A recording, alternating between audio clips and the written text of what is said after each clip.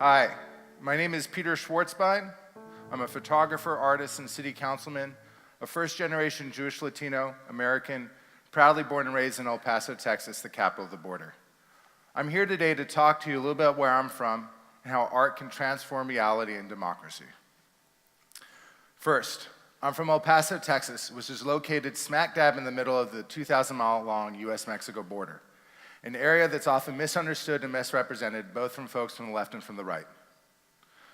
El Paso and Ciudad Juarez, our sister city, comprise the largest binational community in the entire world, with almost 3 million people sharing the same values and same desert valley floor. El Paso has always been at the crossroads of the Americas. We've always had border crossing define us. Whether it was indigenous groups who came through our mountain pass for thousands of years, or the Camino Real Road, the most important north-south highway of the Spanish Empire, with El Paso being the main trading post between Santa Fe and Mexico City. El Paso has always had places for crossing. In the 1880s, the Transcontinental Railroad came from east to west, and El Paso transformed from a desert town to, by the 1920s, the most important American city between Denver, Dallas, and Los Angeles. And we always had ways to cross. The first way was Mandy the Mule. This really happened. In the 1880s, she took people back and forth between El Paso and Juarez. She was retired in 1902 with a parade honoring her. She was fed the finest carrots in El Paso County, according to the El Paso Herald-Post. In the 1950s, the Pcc Streetcar came into town. The presidential conference car was an Art Deco designed streetcar that Franklin Delano Roosevelt personally approved. He wanted a streetcar that could run in any temperate climate in the United States, and so the PCC was created. This car was an extreme success for our community, with over 500 trips a day between the United States and Mexico, between El Paso and Juarez. And it wasn't just a good way to get across, a nice-looking way. It was also a tremendous amount of economic growth came around this. For example, in the 1950s, the highest-grossing JCPenney's in the United States was not found in Chicago or New York City. It was found in downtown El Paso. Mexican national shoppers would come every single day taking their hard-earned dollars and pesos to shop in downtown El Paso and then take the trolley back home to rest. But the trolley became a victim of its own success, and in 1974, the streetcar line closed. Mexican business owners felt it was too easy and convenient for Mexican shoppers to take the trolleys back home, and so they ripped the track out overnight. The trolley sat in our desert in El Paso for 40 years, waiting to be refurbished and brought back to life. And when those streetcars sat in the desert, El Paso and Juarez grew sometimes unevenly. And in 2008, the bottom hit in Ciudad Juarez. Over 10,000 people were killed to cartel violence, and over 100,000 people fled to El Paso and other Texas towns to flee the violence. In 2010, when I started my thesis project, over 3,000 people were killed in Ciudad Juarez alone. That was more people that were killed in all Afghanistan during that same year. I wanted to write a love letter to the city that raised me, and for my graduate thesis project at SVA, I created the El Paso Transnational Trolley Project, an ad campaign for a fictional streetcar to run again between El Paso and Juarez. I created a logo and made some stickers with a happy-looking trolley with a star from our mountain, and our mountain as well in the background. And with any good ad campaign, you needed to have a good mascot. I did this project to imagine a better future and to challenge representation of what it meant to be from the border. Alex, the trolley conductor, the border's newest hero, was our mascot. You could get your picture taken with him at Sunland Park Mall during the Thanksgiving weekend, and you'd also come to other parts of town too.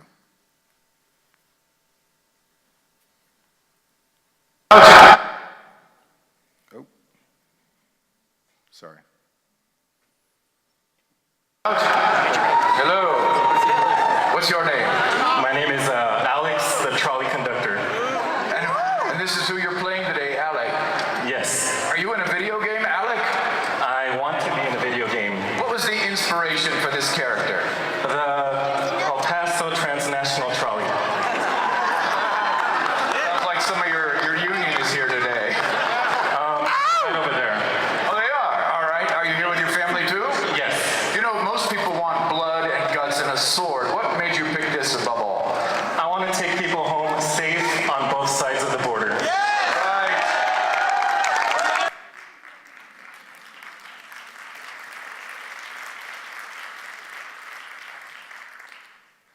So we created posters, the smile-looking trolley, trolley conductor, Alex, with slogans like, "Let us take you home on either side of the border," and "Here to make the border safe again."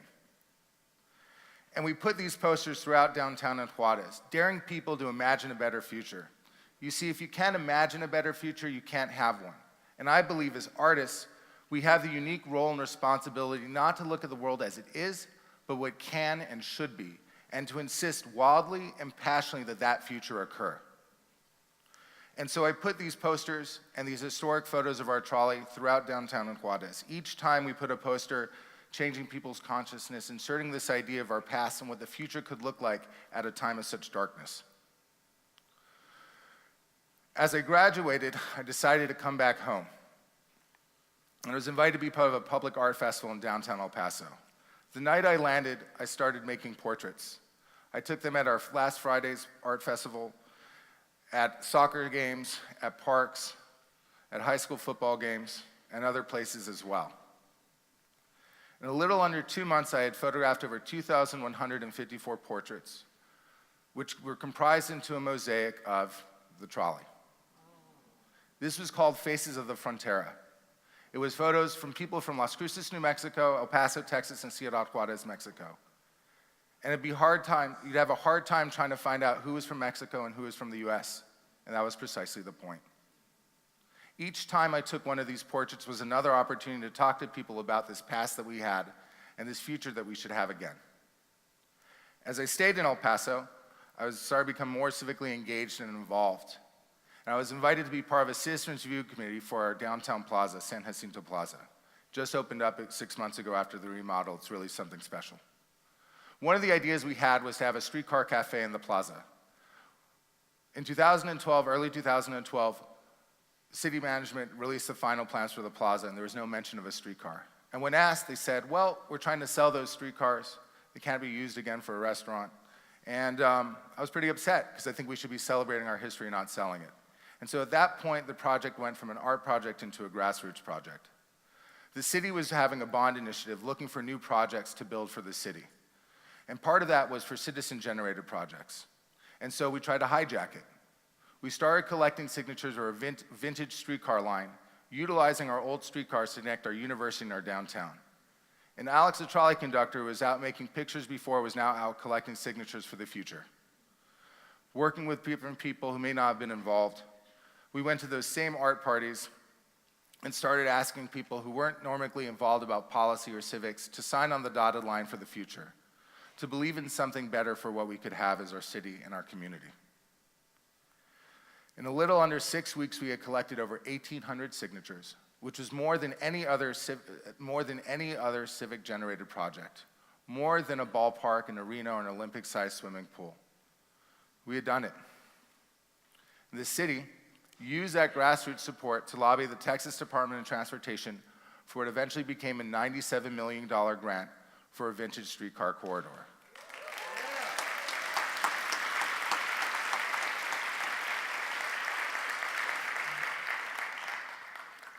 And then we waited. We waited for the money. A new mayor came into town. Leadership had shifted. And while we waited for this future to arrive, I couldn't wait any longer, and so I ran. I ran for city council for District 1, wanting to bring positive, responsive, and creative leadership to city council, and wanting to communicate El Paso's potential not just to ourselves in the region, but to the entire world and country. We put up signs with the slogan of a fresh perspective, and we knocked on doors, thousands of them. We made phone calls, and after a 6-person debate in many different places and a hard-fought runoff election, we did it. We won.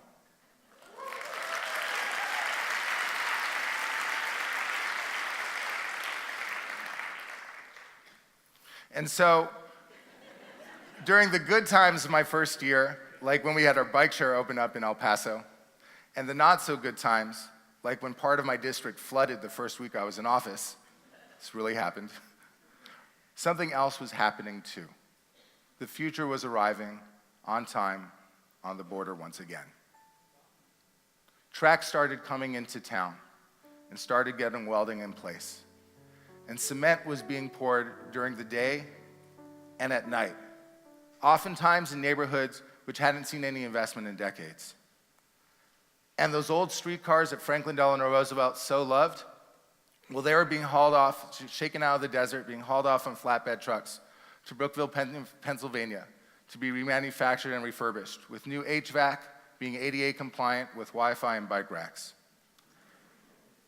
It's happening. And so, as I'm there in my first year, we've introduced legislation to look into getting the streetcar line back into Mexico as well. And so, in this time when we have this overblown rhetoric of the border, there's a few things that we need to understand. First, we need to understand that the border is not a threat, but will always be an opportunity for both of our countries.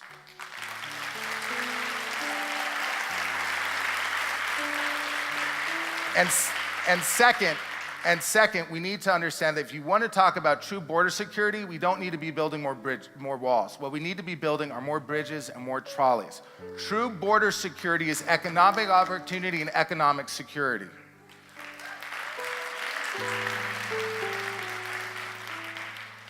And so, the trolleys will be opening up in 2018, and I invite you to come down to El Paso before. It's the closest city to Marfa on an airplane. You can get some tacos in El Paso. I'll take you on a tour, and perhaps after we can walk across the bridge and share a margarita or two in Ciudad Juarez. Thank you very much, and God bless.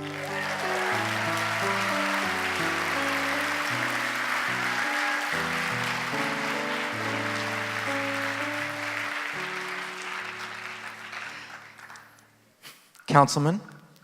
NATO? Yeah. Hey, so congratulations on winning. I have a simple question. All right. You know, a lot of artists, let's face it, would be terrible politicians. You know, there's a certain amount of swallowing stuff or just compromise probably that has to go into politics.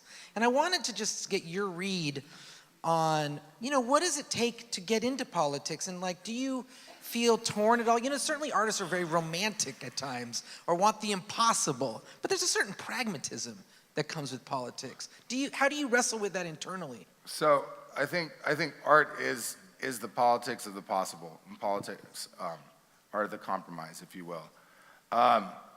Learning to grow a thick skin is one of the biggest challenges. I operate only from a philosophy of sort of where I am, and that is when I work with my other council members, when I say I'm going to support something, I'm going to support it. And if I tell you I can't support it, I mean it. The challenge as an artist into this space is to understand that it's incremental steps, and that policy, whether it's looking at increasing film incentives for the state of Texas, or looking at a food waste initiative, we as artists, I think we want to go and see it happen now, and we're really great at visualizing. We're really great to see what it looks like 25 steps down the road. But the challenge is how to go and how to, you know, take that elephant and break it up into small pieces and eat it. And that's sort of the, if you want to eat an elephant, you got it. Okay. Or vegetarian. I'm new to that one. Yeah. So really the challenge is how to take those big ideas and break it off into smaller pieces that can be worked through the system. Thanks, Peter. No problem. Thank you.